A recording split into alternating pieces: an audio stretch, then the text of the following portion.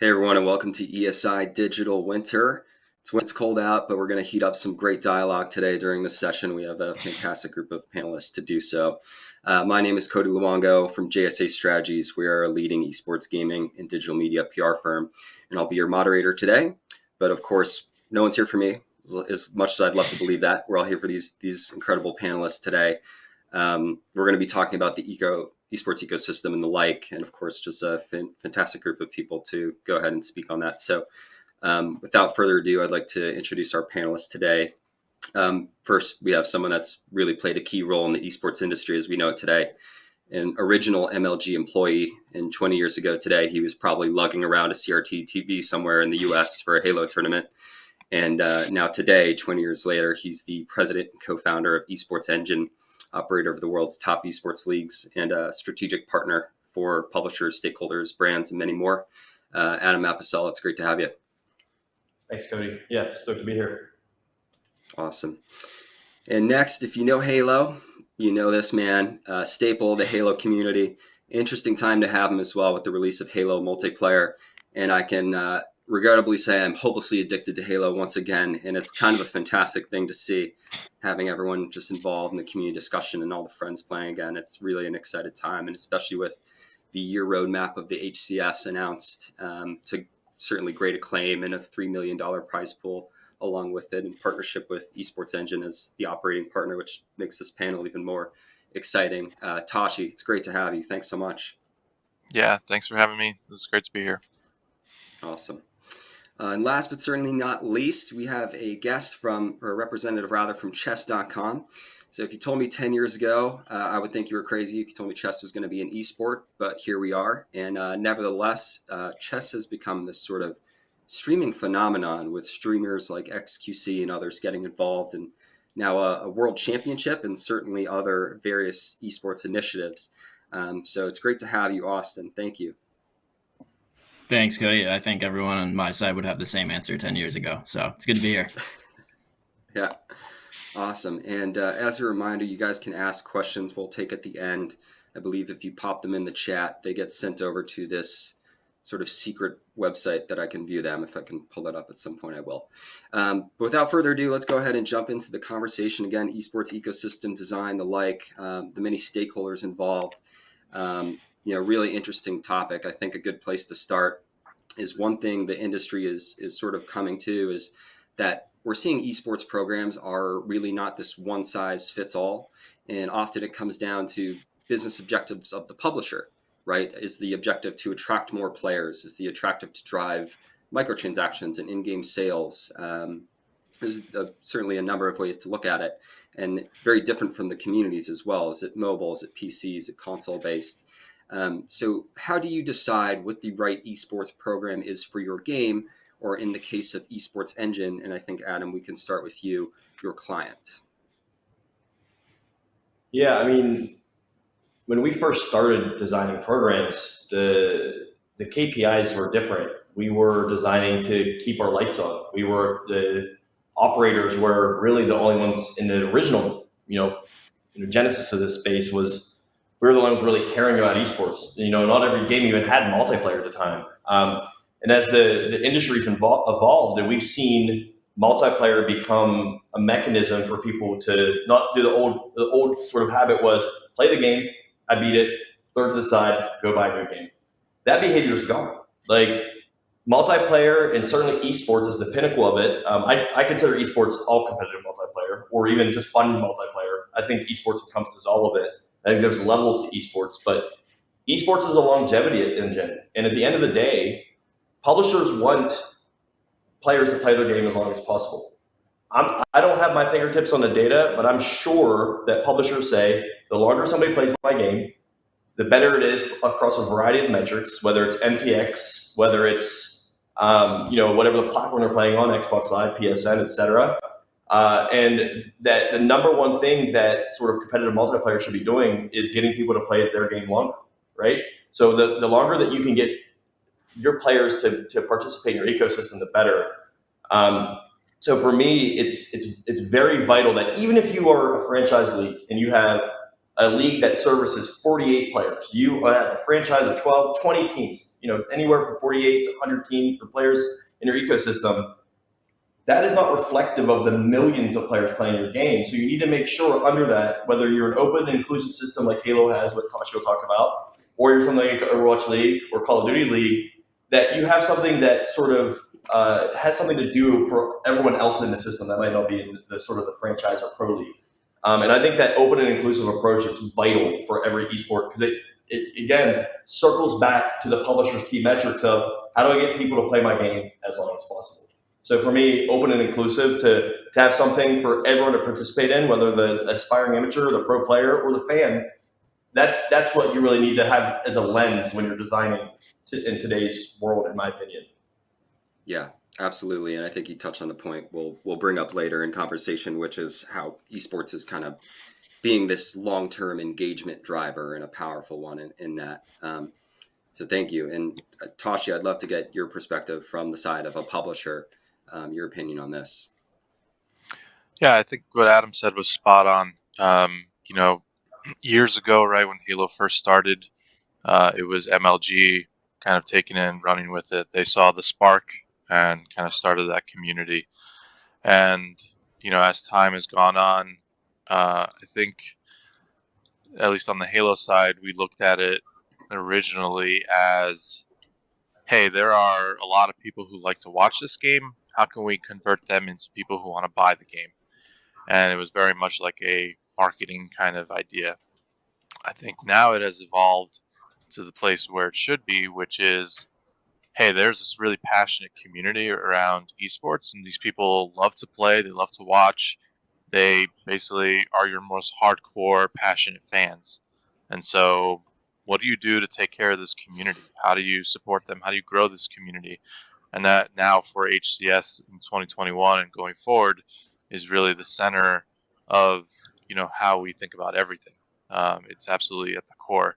And I think that's why it's resonating so much with players and fans today, is because, after all this time, we really come back to what the center of this whole program should be, which is really just, entertaining and engaging with this really hardcore fan base that, right, they love to play the game, they love to watch the game, they love to talk about the game.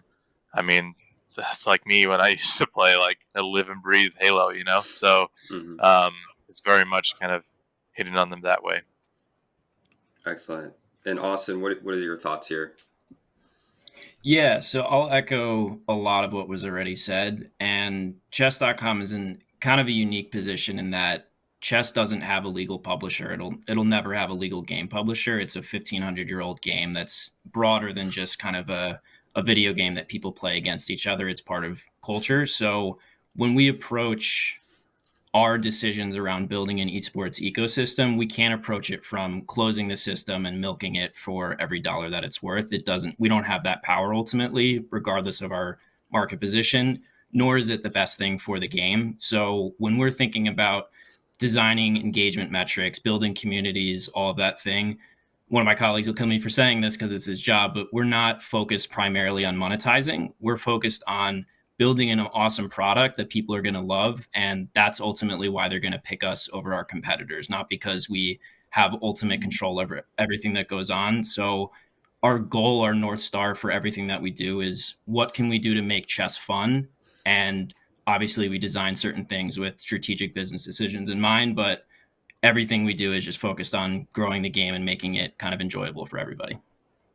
Yeah, that's fantastic. And I think everyone can probably agree with that in making the best possible product as your North Star. I mean, it makes complete sense, right? If you make a great product and you build something great, people are going to come, people are going to play. And I think, that's a lot of what we're seeing right now in the industry. So I had a separate Halo question, but I feel like Adam and Toshi kind of answered it. So I think we can stick to chess for the moment. And I think chess has been sort of this really unsuspecting, like, live streaming juggernaut that it evolved into. It's kind of crazy when you think about XQC and all these other large streamers that started playing it, and the momentum and just the fact that people want to watch it, and infiltrating both the streaming and gaming space in such an interesting and unique way, something that's like a physical game that's been around for probably centuries, and now having this big kind of proliferation.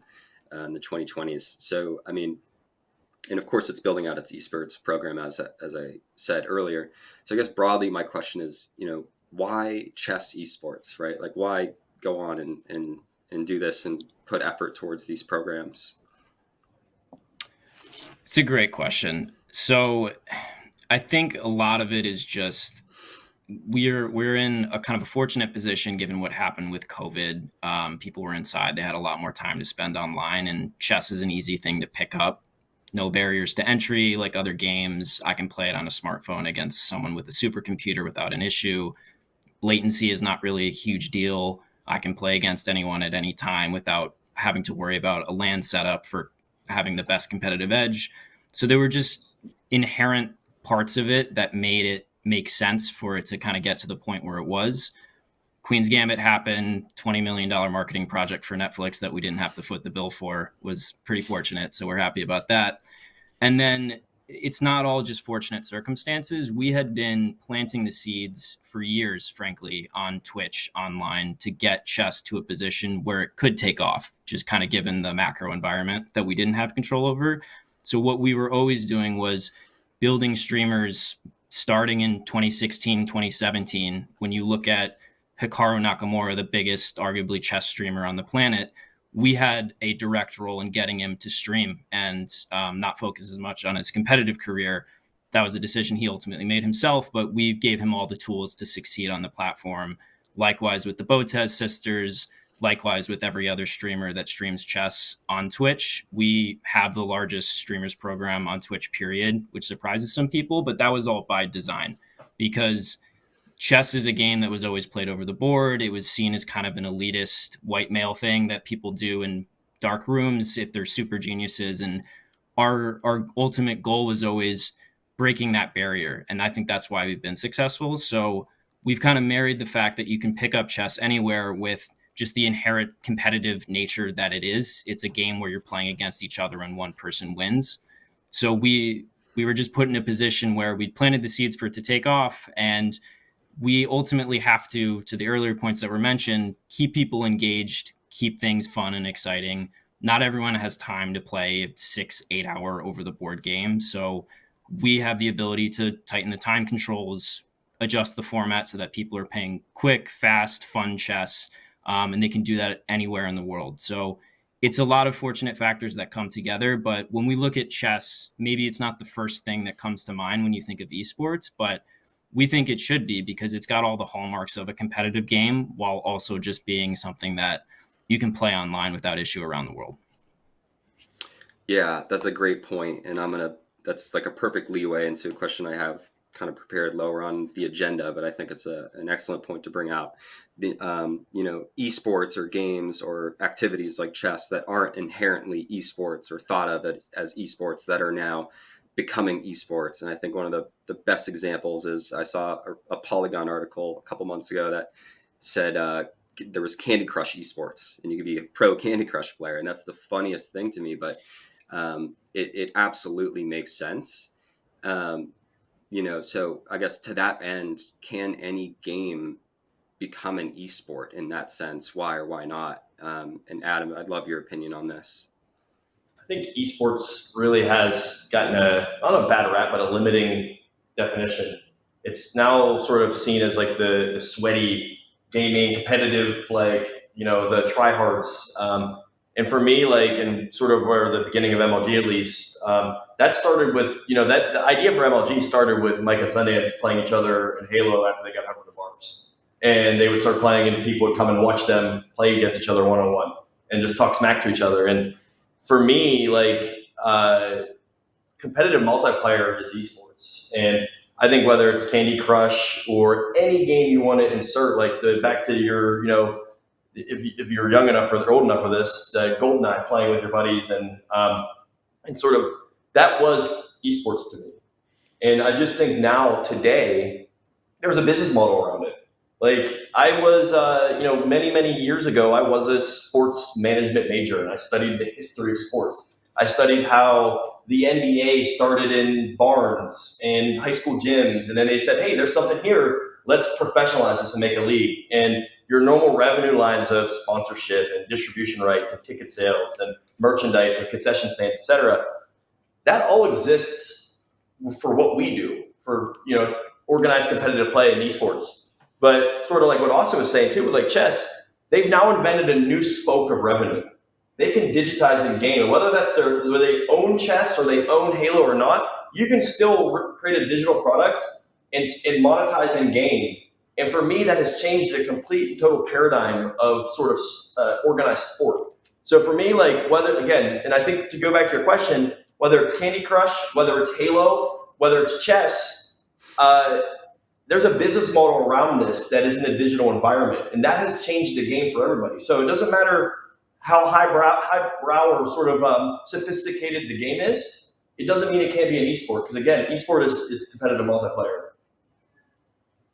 Yeah, I mean, so well said, right? I think esports kind of had this elitist sort of feel to it, where people are looking at these games and this is esports or this isn't esports. I remember that being like a discussion around Fortnite, and now I think that generally that is becoming a little bit more open, and we're seeing, like, to this point, there is like this inherent sort of pull to kind of esportsify these games and activities, and there is the room.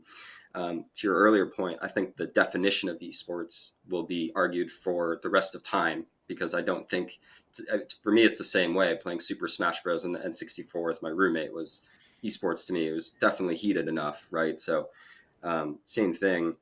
And I think what you said can kind of loop me into my previous question, the direction I was heading, when you mentioned a new spoke of revenue. So to do a little like table setting for this next question, I think what's incredibly interesting right now in the industry is that publishers' revenue models have completely flipped. They're not making a majority of their money on unit sales anymore. They're not selling the game. The games are free, and we're talking AAA titles like Halo, Call of Duty, Apex Legends. So these huge game titles and staple franchises are now free to play, and publishers are generating revenue through the in-game sales. And that's a theme that we're seeing through EA earnings, Activision, all these top publishers, is that year after year, more and more and more of their revenue is coming through in-game transactions, right? So this has put a remarkable focus on things like esports, right? That can be the long-term engagement sort of tool to continue generating revenue and make it more than a marketing arm.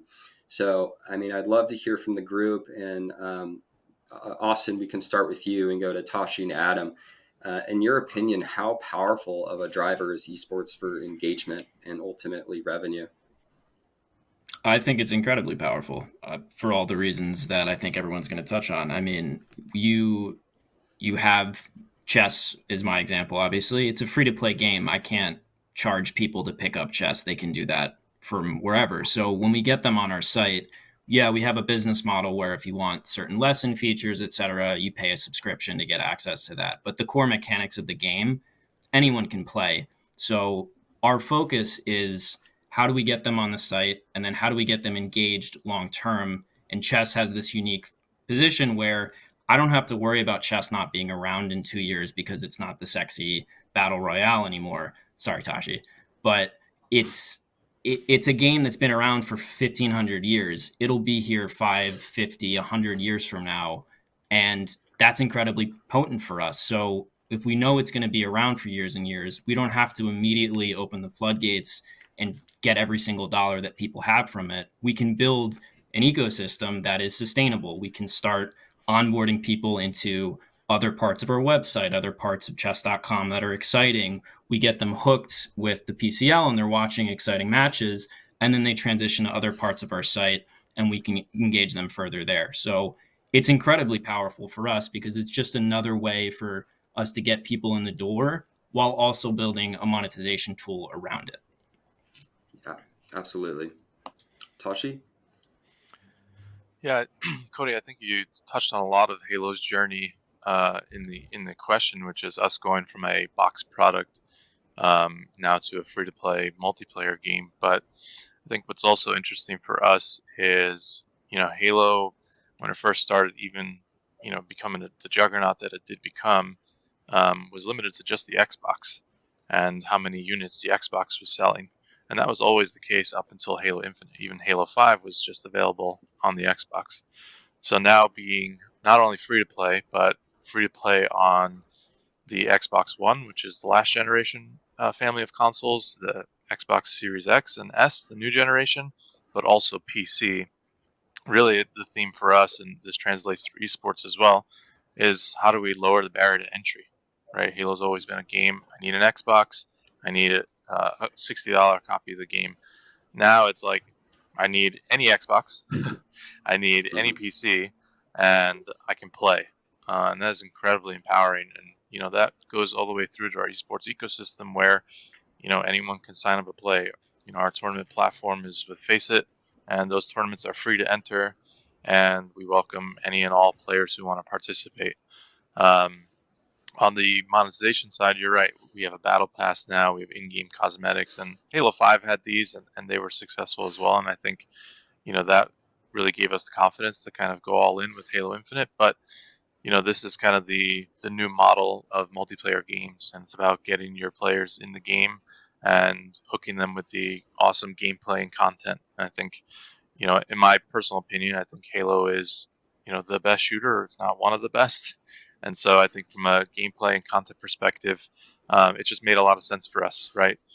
We didn't have to have this barrier now. People say, I've never played Halo before. Do I want to spend $60 on this? That question is entirely removed now. At the same time, we have Campaign, which is obviously Master Chief's story against the Banished, which is dropping in just a week now. And that is kind of its own box product, if you will, a $60 game. So we, in a sense, we've tapped into both, if you will, with Halo. So, we have the campaign, which people will play and buy and hopefully love. And then we have multiplayer, which you can jump in at any point. Yeah, absolutely. And, to your earlier point about Halo starting as a box product, I think Mike Sepso had mentioned this to me, and I thought it was kind of an interesting parallel. He said, it like buying a game was like almost buying toothpaste in the sense that the consumer journey stopped after the purchase. But now there's like this long-term extended consumer relationship with the product, and, sort of that need and desire to keep them engaged instead of being like toothpaste, frankly. Adam, I would love your thoughts on this piece as well, though. I mean, I just think you need to look at the trajectory of esports and sort of the momentum that's happening. Like we're basically looking at a 20-ish year growth pattern, and it's astronomical. And if you put it in comparison to sort of the NBA growth I was talking about, the NBA started with infrastructure being built. They started with small little stadiums and gyms, and they built a fan base. They built a localized competition base. They built this thing, and they're like, there's something here. Let's build a league. We did the opposite. We said, let's start a pro league, the equivalent of it, and we cater to this small percentage of players. And all the revenue folks I was talking about, non-digital, that was the sort of emphasis for us to begin in, because all we had access to as operators when we tried to monetize the space. Now, 15, 20 years in, publishers are like, holy shit, this is something, right? So now all of a sudden, we have been succeeding and growing at this exponential rate for 20 years. Now publishers are involved, and we're now applying this new revenue spoke, this new way to engage, this new demographic that only cares about digital engagement. And esports right now still does not have infrastructure built. We don't have permanent stadiums. We are still nomadic when we run events. We go into some place and we build our equivalent of where we're going to play at. We don't have our equivalent of the high school band or the concession stand or the cheerleading team or whatever else you want to say to how you hook into esports and do something that is non-competitive, right? And I think it's a stat that's pretty prevalent. It's like anywhere from 3 to 10% of an audience of an existing game knows of or competes or is just generally aware of the esports program for that game. So you just think about, like, now that we're starting to build this infrastructure, we're starting to have all this we're starting to then put momentum on momentum, and how much bigger we're going to grow now that we have the publishers truly bought in.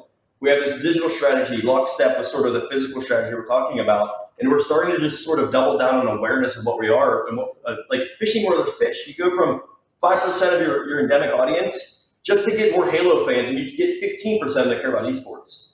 That growth is going to be gargantuan compared to even not even talking about the people that don't watch Halo or play Halo yet.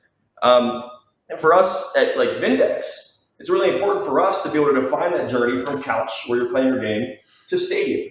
Because right now, that pyramid that every publisher, I'm sure chess.com has it as well, there's a pyramid that represents your ecosystem. Top of the pyramid is your pros, the bottom is in your game, and somewhere in the middle, we figure out how they go from in-game to pro, right? Vindex right now, we're trying to backfill that infrastructure. How do you take that journey from in-game to being in a stadium?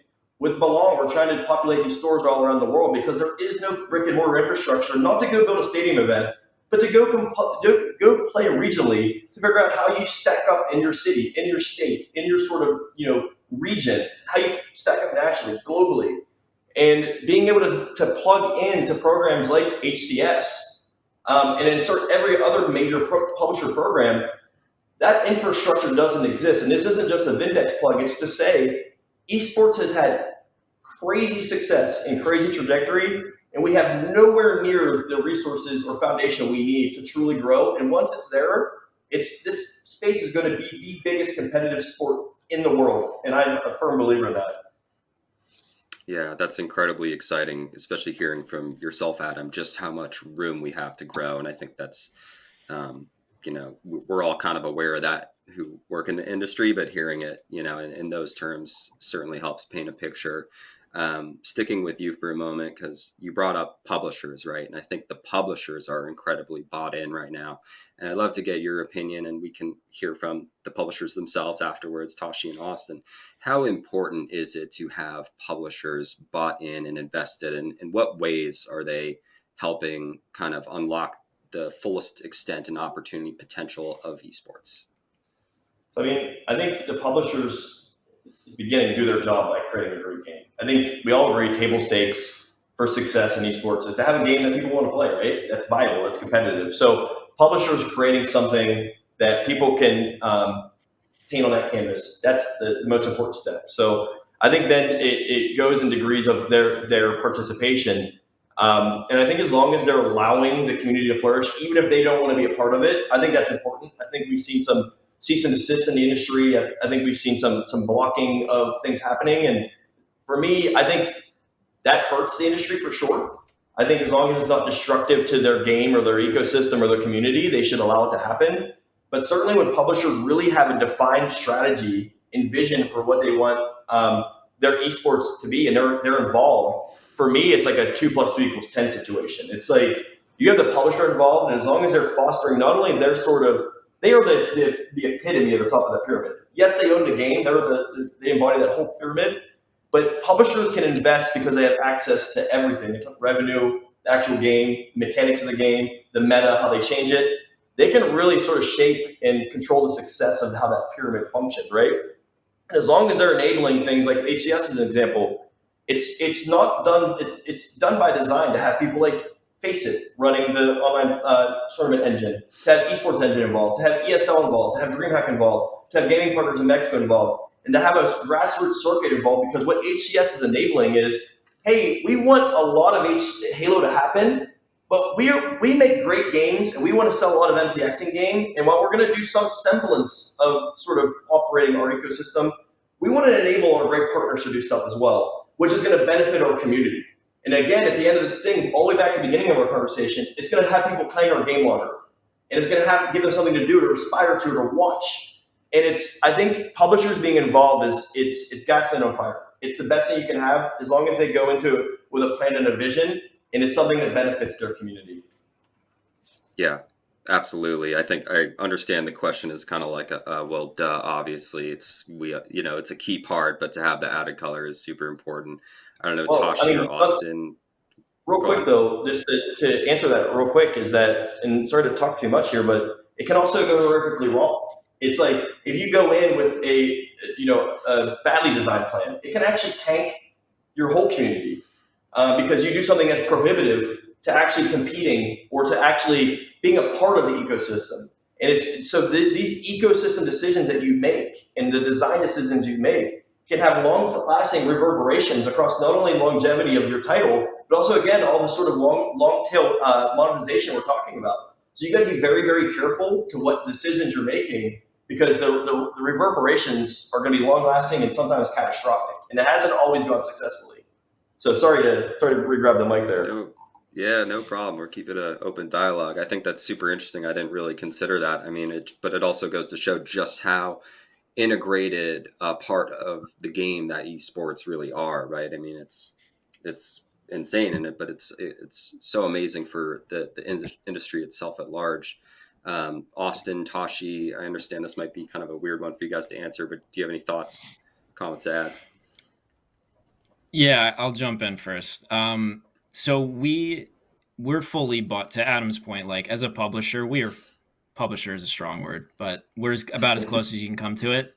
So we're fully bought in across the board, I think, internally on esports as the future for all the reasons that Adam was talking about. I mean, the growth opportunities are tremendous across the board.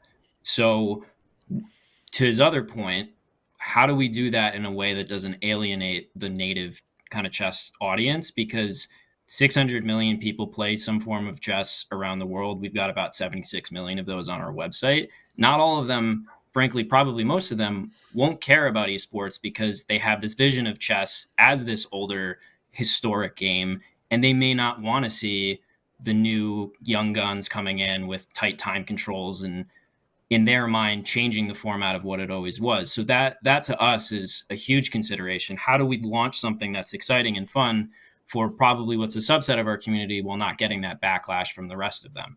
And that's a conversation that we have basically every day, because we don't want to launch something that we think is amazing and then it just falls flat, and where do we go from there?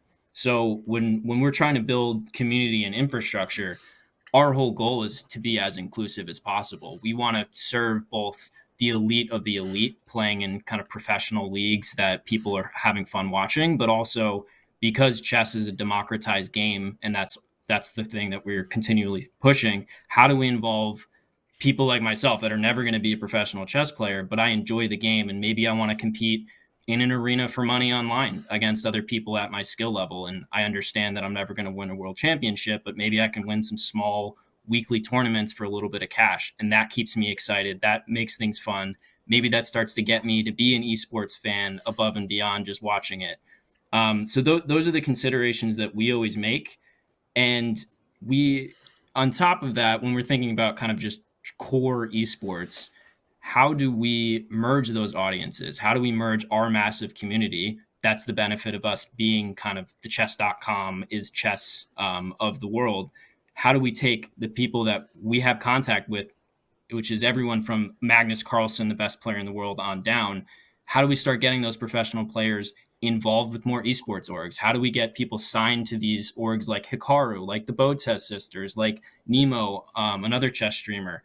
Because every time someone gets picked up by an org and orgs are willing to invest significant money into signing these players, that's another step in the right direction of saying, okay, the broader esports industry sees chess the way we see it, which is an esport, which is a long-term incredible growth play that maybe hits a different audience than people that are watching a Halo or an Apex Legends. The chess audience tends to be a little bit older, a little bit more affluent, probably doesn't watch for the most part the same games that someone like myself would watch. So every time that we start to blend those worlds together, I think is beneficial for everybody, because it gets that cross-pollination, which just has synergies down the line. Yeah, absolutely. It's almost like how long can we kind of stay at this middle point, and that's the sweet spot for both sides, the esports audience, hardcores, and then the casual. You also mentioned the organization buy-in is super important. I think perceptionally, especially across social media, when you have those orgs and then they're tweeting about your games and your players and those clips, that is incredibly uplifting and just great show of growth for those games that they're doing that for. And Halo did a great job attracting its partnered teams, and more are trickling in now. We saw XSET, I believe, a day or two ago get announced into the league. You also mentioned balance, which I think is such a key component to just games at large, but also serves esports very well as well. I think a great example, and this is a good kind of punt over to Tashi, but I think it's what made like games like Halo 2 and Halo 3 so great, right? Because you could be a total noob and you could still pick up like 2 SMGs and gun someone down, but you could the skill ceiling and the skill floor was just so wide, right? So you can find success as a noob, but also, to the sky's the limit in terms of your kind of professional ability and skill set to develop in the game. Tashi, if you have any thoughts, I'd love to hear. Yeah, I think there's two things. I'd say one, just to go back to the original point about kind of the publisher's role. I think, in my opinion, for very long-term success, I think the publisher has to be involved in some way or another. For us, HCS today is us realizing kind of what our role in the ecosystem is, and we see ourselves as not only the people that make the game and need to, like to Adam's point, make sure it's a thriving game, people love to play it, it's fun to play, but also as the architects, right? And we see ourselves as kind of the point guard, if you will, to go back to Adam's NBA analogy. But how do we set up all these different partners in the ecosystem that really make esports what it is, in a way that they are benefiting off of one another? They have opportunities both in and out of the game to find success, and continuing their investment in Halo, whether it's time or money, proves to be worthwhile.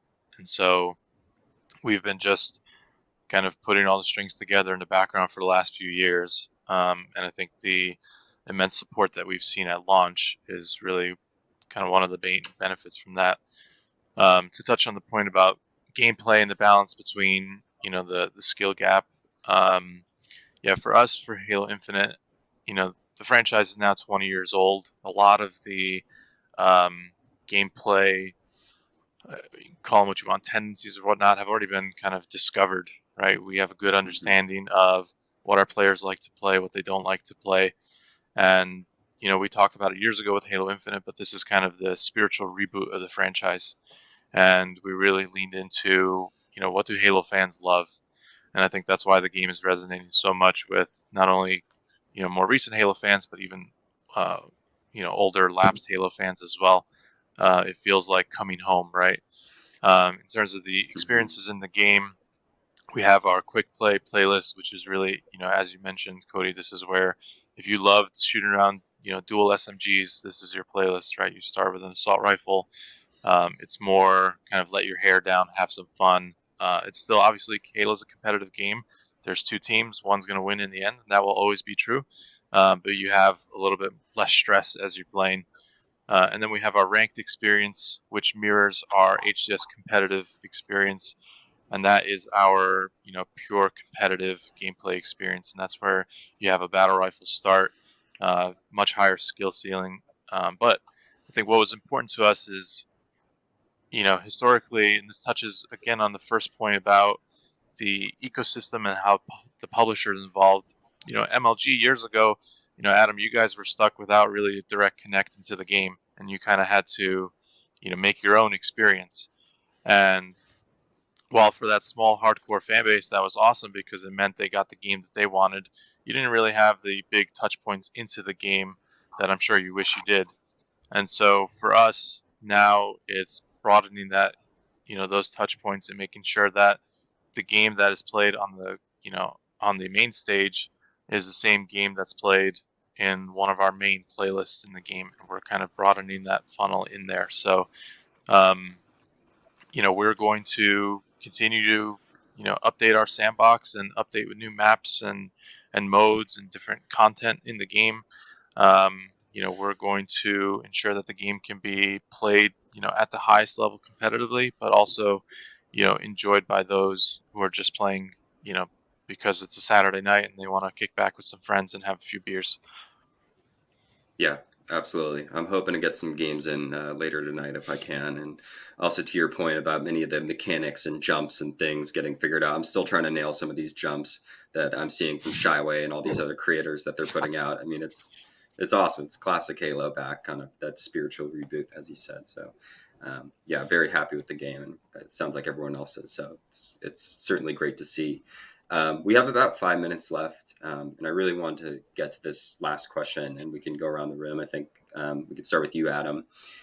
So in addition to like the great competitive planning and the tournaments and the epic esports experiences that you all are able to create, what are other important considerations when taking into account the full scope of ecosystem design? And by that, I mean, how important are content, partnerships, fan activations, what are the things that top publishers and organizers are doing right now, and what are some of the tangible kind of examples of that are successful?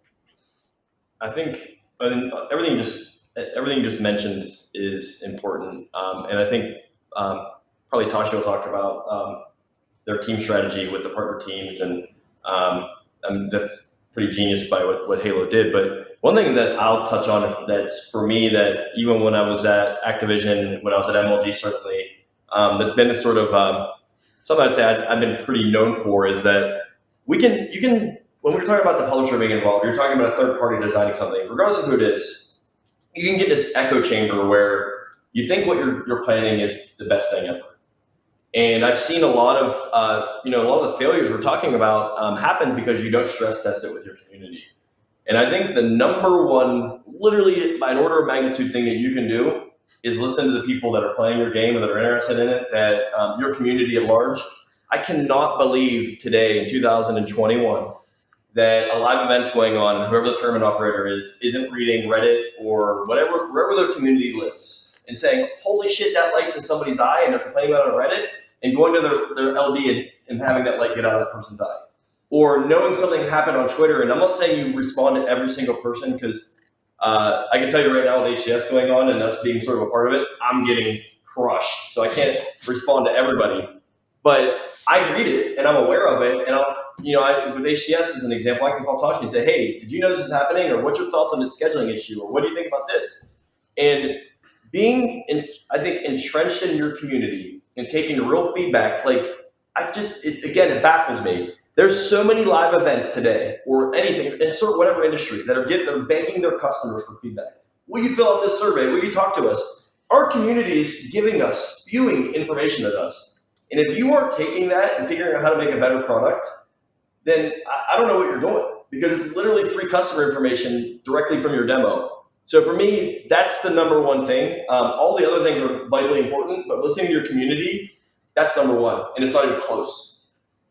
Yeah, I completely agree, and I think it's something important to mention. I see Tashi out there tweeting and in general asking, what do you think about the team things we're trying out with the colors of the different teams, and just having that open access to community or operational leads in general through Twitter is something so amazing, and especially how the esports industry kind of has adopted Twitter as like this communication method, and that we have something like that. Tashi, if you have anything to add, I'd love to hear it. Yeah, I think for us, our approach is very much along the lines of what Adam was saying with just taking in feedback. We didn't go into this planning in 2018 with, hey, we have the silver bullet idea. We're right. Everyone's wrong. We're going to show people how this should be done. It was very much like, hey, we have this vision and we have this idea of what we want to do and what we want it to look like. Okay, let's go talk to teams and get their feedback. Hey, what gets you excited about joining a game? What keeps you in a game for a long time? Okay, let's go to tournament operator partners. Hey, what gets you to invest in a game, and what's success look like for you? We are always running tournaments, so we're listening to players and fans out there to understand from a viewership experience and a tournament experience, like, oh, you like open tournaments, you like anyone can participate. Okay, yep, we hear you on that. And it's just kind of putting ourselves in the middle of the room and taking in all this input. And from there, we come out with this program where we can go hand in hand with all of our partners, right? Starting with Esports Engine and going with all of our partner teams, all of our global tournament operators, all of our viewership partners in the HCS Grassroots program. I mean, I think the waves that you're seeing Halo make right now is because we are together as an ecosystem aligned, facing in the same direction and pushing together. And really that starts with us just listening to feedback and being open-minded. And it's kind of as simple as that, but that's the genesis of, I think Halo's success today. And right now, the game is only a few weeks old, so I'm not saying, it's over and done. We still have a ton of work to do, and we still have a lot of room to grow. But we're going to keep our open minds and our open approach and push that forward and see where this thing goes. Powerful stuff. Thank you, Tashi. And Austin? Yeah, I think I'm just going to agree with everything that's been said, honestly. I think Adam's point is the correct one. It's the reason that PogChamps, the tournament that had XQC, Ludwig, etc. in it, happened in the first place is because we have full-time Twitter, Reddit, trolls that their entire job is just live online, see what people are saying, watch the Twitch streams, watch the category. And we saw XQC was playing chess randomly. We were in his DMs within 5 minutes. Asked him if he wanted to play. Answer was yes. Every domino fell into place after that. So I think you have to live in the space that you're trying to play in. And if you're an online game, you have to live online. And to Adam's point, like, people are going to tell you what they want. And I think the last thing that you should do as a publisher or as anyone affecting the outcome of a game is treat people like they're stupid or like their opinions don't matter, because even if you think that's the case, they're the ones that are playing your game. And if you treat them like they don't matter, they'll find something else to do with their time. Yeah, and I mean, I think the listening to the community, though, like, I think it echoes across all of our feedback. It's the pivot point for everything. Like the Botel sisters, that's a big part of their strategy because they saw the community was watching them. The Tashi responded to Nate shot Courage on Twitter because the community, like, they were participating or major influencers, and he jumped at the opportunity because the community was speaking. And all of these things, what influences your pick, your team strategy, everything, it's all going to be sort of, it begins and ends with listening to the community. And that's Austin and Tashi sitting here saying, we were sort of opportunistic because we saw this thing and the community said this, and all of those other metric or things you listed all pivot off the community feedback. And that's, like, I think, again, the number one thing by far. And it's going to meter your success of how much you listen. Yeah, excellent points all around. And frankly, unsurprising that community is kind of the key point that you all brought up in your comments and remarks. And it's also funny that being a Reddit troll is now a full-time career path, as you mentioned, Austin, but maybe not as surprising as well. But look, guys, we're at time now. I just want to thank you, Tashi, Adam, Austin. This was just a phenomenal discussion, and everyone at Esports Insider for setting it up. Wonderful sponsors, and then the fans and audience sitting in the chat watching and everything. So thank you guys so much for your time. It's been wonderful to be your moderator today, and I hope you enjoy the rest of ESI Digital Winter. So thank you so much. Thank you. Thanks, for the opportunity. everybody.